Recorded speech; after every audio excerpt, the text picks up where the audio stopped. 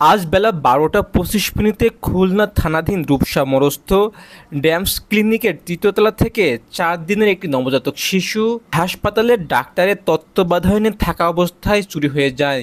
নানা নাটকীয়তার পর দীর্ঘ 7 ঘন্টা পর সেই বাচ্চাটি উদ্ধার হয়েছে। বিস্তারিত দেখুন ভিডিও চিত্রে। আমি বলতেছি উনি হাসপাতালে আমি এনামুল ভাই, এনামুল হক, অ্যাডভোকেট এনামুল হক আর উনি হাসপাতালে না সবাই বলুক উনি হাসপাতালে পালাইছে। উনি যদি ভুল কিছু বলে থাকে আমি কি জানি না, আন্তরিকভাবে আমি দুঃখিত। আমি আপনাদের কাছে ক্ষমা চাচ্ছি। পর্যন্ত একেবারে গার্জিয়ানের মতো ছিল। মিডিয়ার ভাইয়েরা না থাকলে এই বাচ্চা এত দ্রুত উদ্ধার করা কখনোই সম্ভব ছিল না। তাতে আপনারা মানেন বা না মানেন, মিডিয়ায় প্রচার যত বেশি হয়েছে, আমাদের প্রশাসনের ভাইরা দায়িত্বশীল তত বেশি হয়েছে, হাসপাতাল কর্তৃপক্ষ তত বেশি তৎপর হয়েছে। মিডিয়া যদি আজকে এখানে না আসতো, আল্লাহ না করুক, এই বাচ্চা উদ্ধার করা কখনোই সম্ভব ছিল না।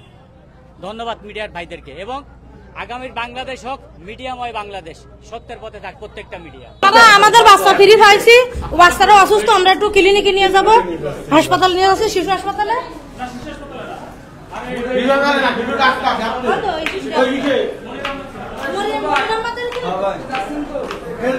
আলহামদুলিল্লাহ খুব ভালো লাগতেছে আমার, মানে আপনাদের যত সহযোগিতা, আপনাদের প্রশাসনের, ডাক্তারদের, তাদের সবার, মিডিয়ার সবার জন্য আমার আন্তরিক ভালোবাসা আর শুভেচ্ছা রয়েছে।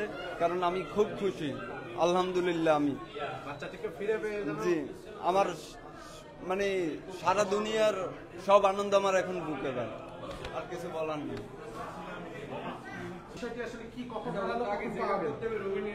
স্যার আগে একটু ওরা ট্রিটমেন্ট করে একটু করি, তারপরে বলে 11:30 সময় হারাই গেছে। দোতলার মহিলার চুরি করে নিয়েছে, আমরা সিসি ক্যামেরা দেখার পর দিয়ে ওনারে আমরা ধরছি, সে ওই জায়গা দিয়ে বের করছে, ওনারাই দিয়েছে।